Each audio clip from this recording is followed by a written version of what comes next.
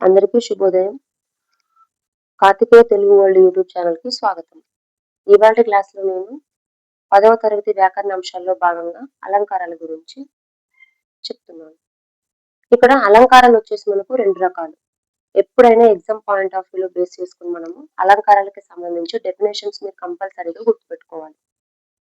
ఒకవేళ డెఫినేషన్స్ కనుక మీకు గుర్తుకు లేకపోతే నువ్వు ఆ అలంకారం ఎలా ఐడెంటిఫై చేస్తావు? ఒకవేళ చేసినా అది మిస్టేక్ అవుతది కాబట్టి ఏ అలంకారానికి ఆ అలంకారానికి సంబంధించి కంపల్సరీగా సూత్రాలు అనేవి మీరు బై హార్ట్ చేయాలి. అయితే ఇక్కడ అలంకారాలు 2 రకాలని చెప్పాను కదా. ఫస్ట్ వన్ వచ్చేసి మనకు శబ్దాలంకారాలు. సెకండ్ వన్ వచ్చేసి అర్థాలంకారాలు. ఇక్కడ శబ్దాలంకారాలు అంటే ఏంటంటే శబ్ద ప్రధానంతో కూడుకుని ఉంటాయి. అసలు ఫస్ట్ అలంకారాలు అంటే ఏంటో మీకు తెలియాలి. ఇప్పుడు మనకు తీసుకోండి జనరల్ గా మనకు సంబంధించి ఏ ఫంక్షన్ కో లేకపోతే ఏ పార్టీకో ఎక్కడికో వెళ్తున్నప్పుడు మనం ఎలా అలంకరించుకుంటాం అంటే ఎదుటి వాళ్ళకు కనిపించడానికి అంటే ఎదుటి వాళ్ళు మనం చూసి అందంగా ఉన్నారని అనుకోవడానికి మనకు మనకు ఎంతో కొంత అలంకరణ అనేది చేసుకుంటాం. అంటే అలంకారం అనేది మనకు అందాన్ని చేకూరుస్తుంది. సేమ్ అదే విధంగా ఇక్కడ అలంకారాలకు కూడా అందాలు రావాలని చెప్పేసి ఇక్కడ పద్యాలకు నవలలకు సంబంధించి ఇక్కడ కవులు ఏం చేశారు అలంకారాలను పొందుపరిచారు. అంటే అలంకారాలు వాటికి పెట్టారు కాబట్టి అవి కూడా మంచిగా అందంగా ఉంటుందని చెప్పేసి కవులు ఏం చేశారు అలంకారాలను చేయడం జరిగింది. అయితే ఇక్కడ అలంకారాలు కూడా ఎలా ఉంటాయి ఇప్పుడు పద్యాలకు సంబంధించి కానీ కావ్యాలకు సంబంధించి కానీ అలంకారం ప్రాయంగా ఉంటాయి అంటే అందంగా ఉంటాయి అన్నమాట. అందుకోసం కవులు అలంకారాలు చేయడం జరిగింది. ఇవి 2 రకాలు. ఫస్ట్ వచ్చేసి శబ్దాలంకారాలు, సెకండ్ వన్ అర్థాలంకారాలు. శబ్దాలంకారాలు అంటే ఏంటంటే శబ్ద ప్రధానంతో కూడుకుని ఉన్న వాటిని శబ్దాలంకారాలు అంటాము. అంటే ఇక్కడ శబ్దమే ప్రధానంగా ఉంటుంది. అది అర్థాలంకారాలు అంటే అర్ధ ప్రధానంతో కూడుకుని ఉంటుంది. అంటే అర్థమే ప్రధానంగా ఉంటుంది అన్నమాట. దాన్ని మనము అర్థాలంకారాలు అంటాము. అయితే ఇక్కడ శబ్దాలంకారాలకి సంబంధించి మనకు మొత్తం 6 ఉంటాయి. 1 వృత్యనుప్రాస అలంకారం, 2 చేకానుప్రాస అలంకారం, 3 లాటానుప్రాస అలంకారం, 4 యమకం, 5 ముక్త పదగ్రస్త అలంకారం, 6 అంత్యానుప్రాస అలంకారం. అయితే వీటికి సంబంధించి మనకు కంపల్సరీగా ఎగ్జామ్ పాయింట్ ఆఫ్ వ్యూలో మీరు ఈ 5 గుర్తుపెట్టుకుంటే సరిపోతుంది. వృత్యనుప్రాసం, చేకానుప్రాసం, లాటానుప్రాసం, యమకం, అంత్యానుప్రాసం. ఇప్పటి వరకు ముక్త పద గ్రస్తాలంకారం టచ్ చేయలేదు. ఒకవేళ చేసినా మీకు ఇబ్బంది అవ్వకూడదని ఇది కూడా ఇక్కడ చెప్తాను, నేర్చుకోండి.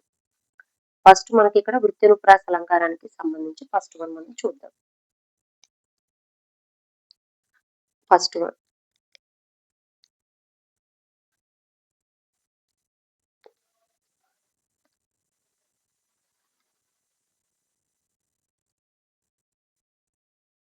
వృత్యనుప్రాస అలంకారం. ఒక హల్లు,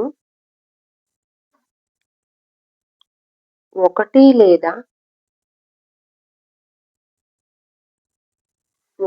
లేదా అంతకంటే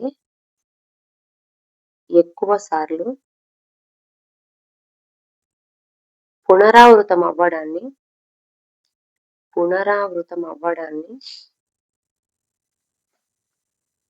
ఇక్కడ మనము వృత్యనుప్రాస అలంకారం అంటాం. వృత్యనుప్రాస అలంకారం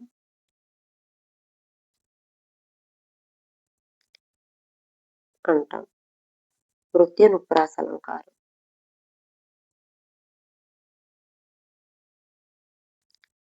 అయితే దీనికి సంబంధించి చూడండి ఒకసారి. ఇక్కడ ఒక హల్లు అంటే ఏదైనా ఒక హల్లు ఒకటి లేదా అంతకంటే ఎక్కువ సార్లు పునరావృతం అవ్వడం అంటే ఏంటి ఇక్కడ రిపీటెడ్ గా రావాలన్నమాట. అంటే ఏంటి మరలా రావాలి. మరలా అంటే ఏంటి రిపీటెడ్ గా రావడాన్ని మనం ఏమంటాం ఇక్కడ వృత్యనుప్రాస అలంకారం అంటాము.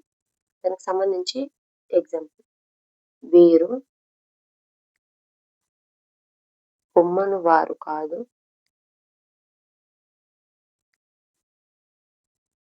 పొగబెట్టువారు.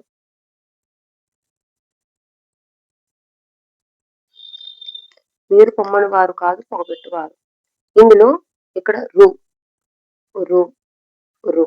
అంటే ఒక హల్లు అంటే ఇది ఏంటి ఇక్కడ మరలా మరలా అంటే రిపీటెడ్ గా వస్తా ఉంది. కాబట్టి దీన్ని ఏమంటాం మనము? వృత్తి విప్రాస అలంకారం అంటాం. దీనికి సంబంధించి సింపుల్ గుర్తుపెట్టుకోండి ఒకటే. ఒక హల్లు ఒకటి లేదా అంతకంటే ఎక్కువ సార్లు మళ్ళీ మళ్ళీ రిపీటెడ్ గా రావాలి. అలా వచ్చిందంటే కంపల్సరీ వృత్తి విప్రాస అలంకారం అవుతుంది. సెకండ్ వన్ చేకానుప్రాస అలంకారం. చేకానుప్రాస అలంకారం. దీనికి సంబంధించి సూత్రం ఒక హల్లుల జంట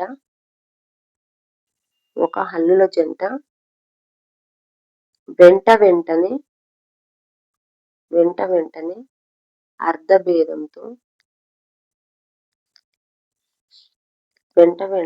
అర్ధభేదంతో రావటాన్ని చేకానుప్రాస అలంకారం అంటాం.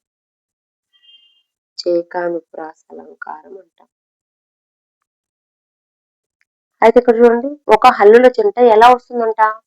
వెంటనే రావాలి. హల్లుల జంట వెంటనే అర్ధభేదంతో రావాలి. ఉదాహరణ చూద్దాం ఒకటి.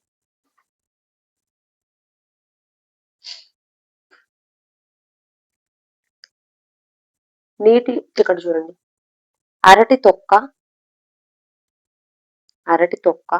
తొక్క రాదు. దీనికి సంబంధించి ఇక్కడ ఫస్ట్ అరటి తొక్క అంటే ఏంటి? ఇక్కడ బనానా పీల్. అవునా? ఇదేంటి తొక్క అంటే? పీల్. Banana peel. ఈ తొక్కడం అంటే ఏంటి? మనం నార్మల్ గా కాలుతో తొక్కడం.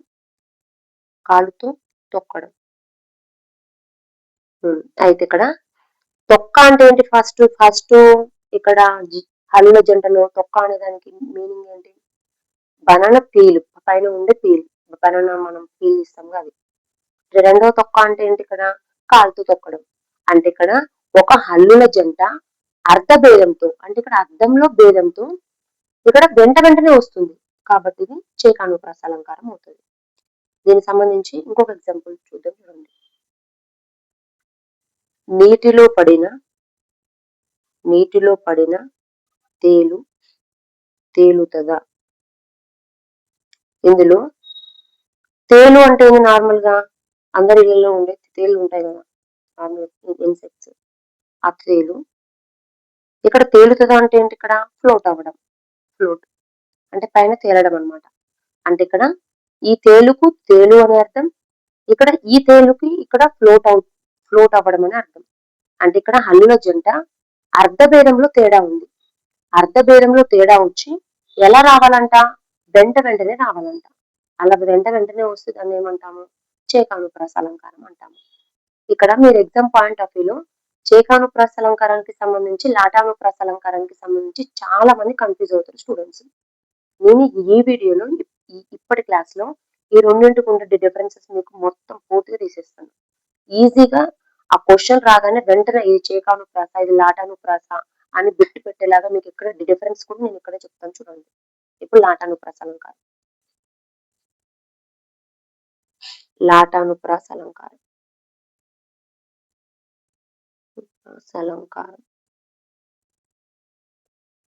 లాటానుప్రాస అలంకారంలో చూడండి సూత్రం. ఒక హల్లుల జంట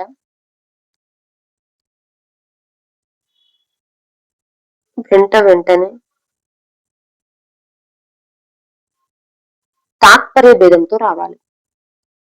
తాత్పర్య భేదంతో రావటాన్ని మనం ఏమంటాం? ఇక్కడ లాటానుప్రాస అలంకారం అంటాము.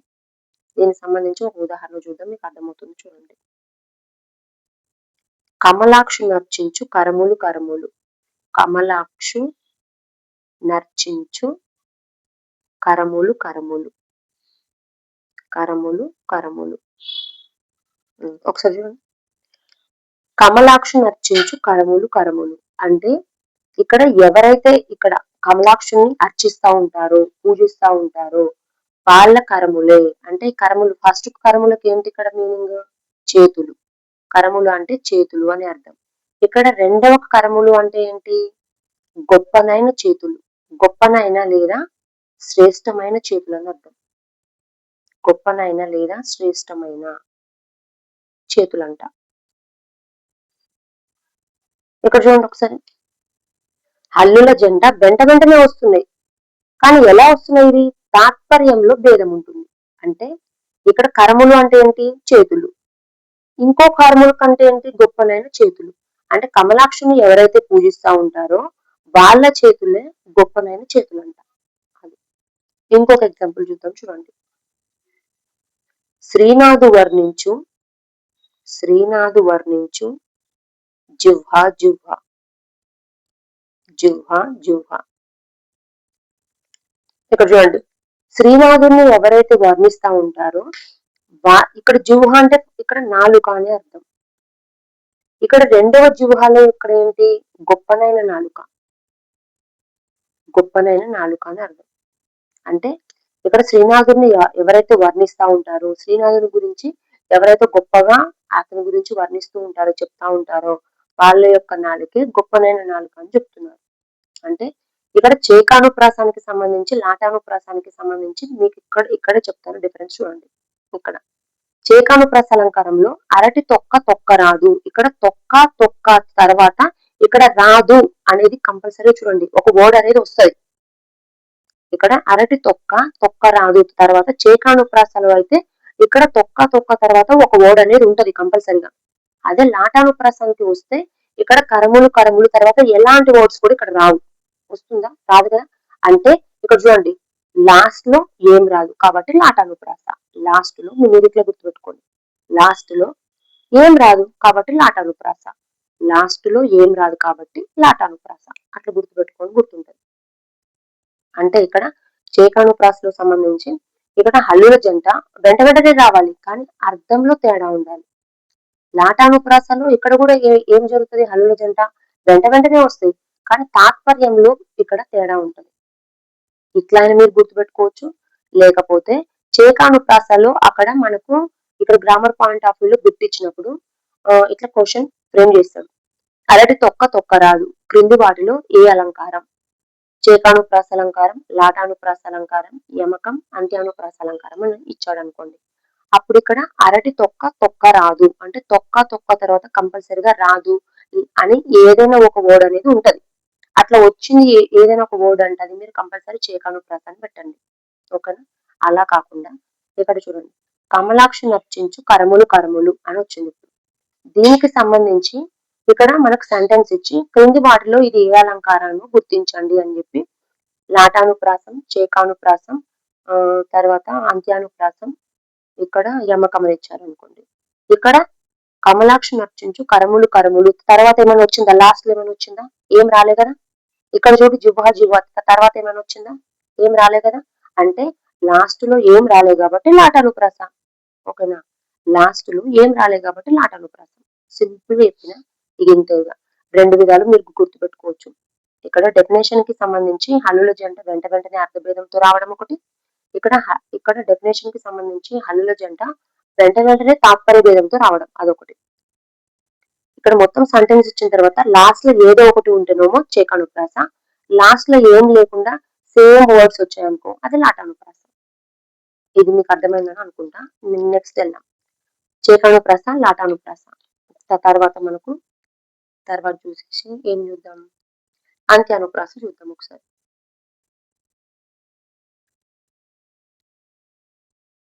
అంత్యానుప్రాస అలంకారం.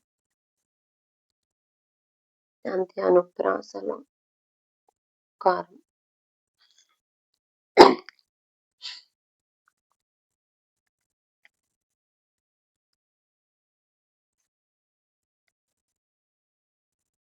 ఒకే అక్షరం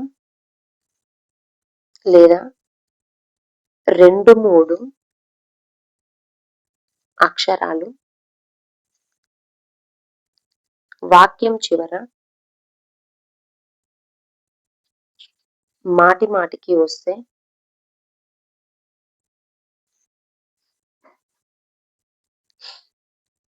అది అంత్యానుప్రాస అలంకారం అంటాం. అంత్యానుప్రాస అలంకారం అంటాం. ఒకసారి చూడండి, ఒకే అక్షరం లేదా 2-3 అక్షరాలు అవి ఎలా వస్తాయంట? వాక్యం చివర మాటికి అంటే ఏమంటారు? సేమ్ గా వస్తా ఉంటాయంట. అలా వచ్చింది అనుకో అది అంత్యానుప్రాస అలంకారం అవుతుందంట. ఎలాగో చూద్దాం ఇప్పుడు ఎగ్జాంపుల్. అశోకవనంలో సీత అశోకవనంలో సీత విలపించెను శోకం చేత విలపించెను శోకం చేత. ఇక్కడ చూడండి, అశోకవనంలో ఏం చేస్తుందంట పాపం సీత, విలపిస్తా ఉందంట, అంటే ఏడుస్తా ఉందంట. ఎలా? శోకం చేత అంటే దుఃఖం, అంటే బాధతోని ఆమె ఏం చేస్తుంది, ఏడుస్తా ఉందంట. ఒకసారి చూడండి, అశోకవనంలో సీత, ఇక్కడ తా, విలపించని శోకం చేత, చేత అంటే ఇక్కడ ఏంటి, ఒకే అక్షరం అర్థమవుతుంది. వాక్యం చివరలో ఎలా వస్తుంది, ఇది మాటి మాటికి సేమ్ లెటర్ అనేది మళ్ళీ మళ్ళీ వస్తూ ఉంది, కాబట్టి దీన్ని ఏమంటాం మనం, అంత్యానుప్రాస అలంకారం అంటాం. తర్వాత 5th వన్ వచ్చేసి యమకం.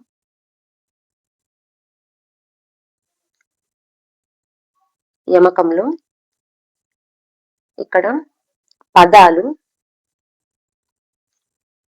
తిరిగి వస్తూ అర్ధభేదం కలిగి ఉంటే దాన్ని ఏమంటాం మనం, అర్ధభేదం కలిగి ఉంటే యమకాలంకారం అంటాం.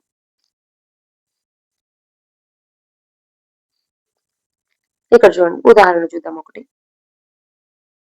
లేమ ధనుజుల గెలువగా లేమ, లేమ ధనుజుల గెలువగా లేమ. ఇక్కడ చూడండి, ఇక్కడ ఆ పదాలు, ఇక్కడ పదాలు అనేవి తిరిగి వస్తూ అర్ధభేదాన్ని కలిగి ఉంటాయంట.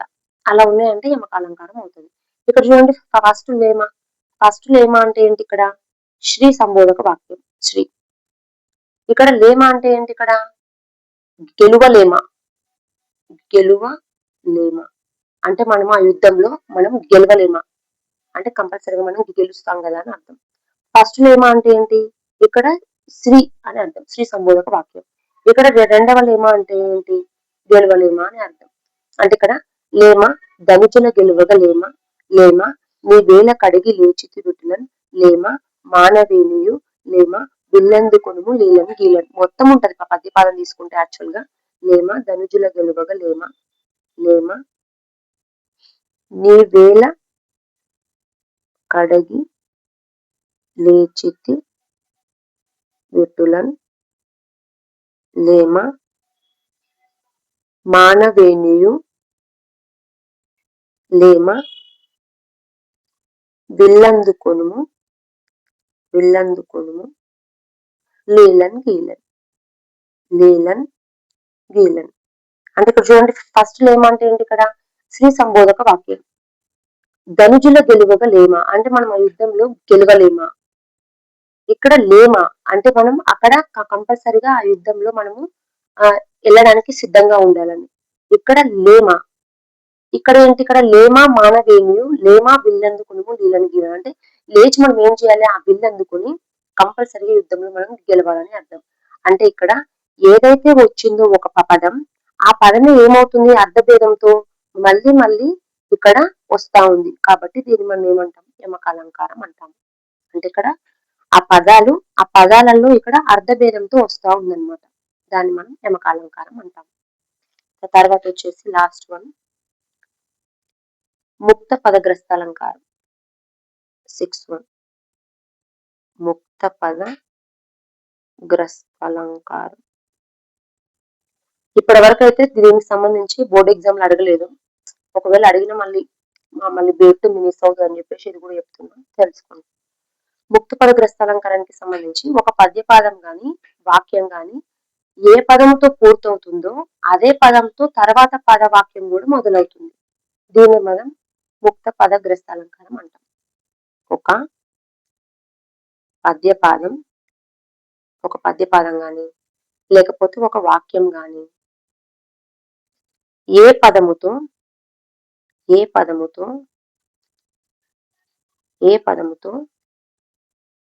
పూర్తి అవుతుందో అదే పదంతో తర్వాత పాదం కూడా మొదలవుతుంది. తర్వాత పాదం కూడా తర్వాత పాదం లేదా వాక్యం మొదలవుతుంది. దీన్ని మనం ఏమంటాము? ముక్త పదగ్రస్త అలంకారం అంటాము. ఎలా చూడండి ఒకసారి. ఒక పద్య పాదం లేదా వాక్యం గాని ఏ పదంతో పూర్తవుతుందో అదే పదంతో తర్వాత పాదం గాని వాక్యం గాని మొదలవుతుంది. అలా మొదలైందంటే కంపల్సరీ అది ముక్త పదగ్రస్త అలంకారం అంటాము. ఉదాహరణ తీసుకుందాం చూడండి. ఉదాహరణకు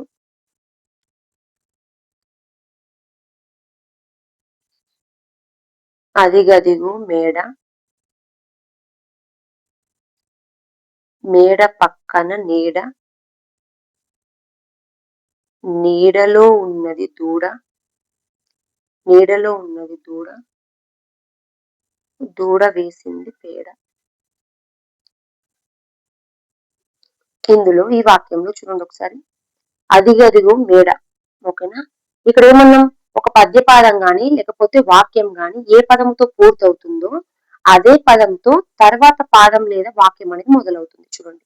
సేమ్ మేడ మేడ, ఇక్కడ నీడ నీడ, ఇక్కడ దూడ దూడ, ఇక్కడ వేసిన పేడ. ఇగో అదిగదిగో మేడ. ఇక్కడ ఏంటి? ఏ వాక్యంతో లేదా ఏ పదంతో పూర్తవుతుందో అదే ఏమవుతుంది నెక్స్ట్ సెంటెన్స్ లో మళ్ళీ అదే రిపీటెడ్ గా వస్తుంది అనమాట. సేమ్ వస్తుంది. అదే పాదం లేదా వాక్యంతో మొదలవుతుంది. ఇదిగో అదిగదిగో మేడ, మేడ, మేడ పక్కన నీడ, ఈ నీడ, నీడలో ఉన్నది దూడ, దూడ, మళ్ళీ ఇక్కడ దూడ, దూడ వేసింది పేడ.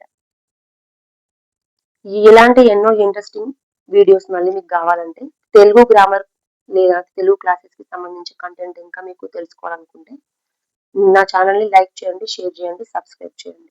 ధన్యవాదాలు.